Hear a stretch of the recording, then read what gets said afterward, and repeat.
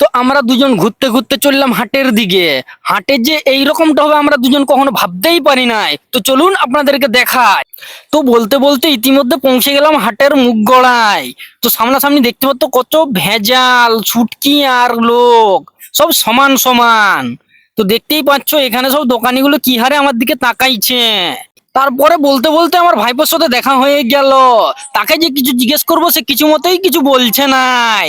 তো তাকে একটু পরে করেই ছেড়ে দিলাম। তারপরে চারিদিকে শুধু কফি আর বেগুন, তার পাশেও দেখতে পাচ্ছি মূলা, শুধু মূলা আর মূলা, সাদা সাদা মূলা। দেখতে পাচ্ছ হাটে দাম দর করা চলছে। এই দেখো কত সুন্দর বড় বড় ফুলকপি, আমাদের নতুন আলু আমদানি হয়ে গেছে। হ্যাঁ দেখতে পাচ্ছ বড় বড় নতুন আলু হয়ে গেছে, কেউ খাবো নি আমরা যেমন এখন। তারপরে আরো চলে আসছি মূলোর দাম। কত লম্বা লম্বা বেগুন লাইল মূলো।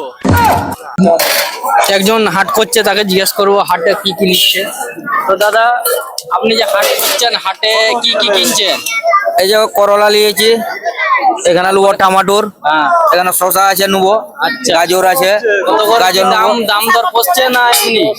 এই এটা হচ্ছে করলা হচ্ছে তোমার 250 টাকা, টমাটোরও 250 টাকা, আচ্ছা। শসা হচ্ছে, শসা কত দাম 30 টাকা কিলো, গাজর গাজর 520 টাকা, মানে 40 টাকা কিলো। আচ্ছা, তাহলে এখন আবার অন্য দোকানে গিয়ে দেখছি আমরা কত কি দাম বলে।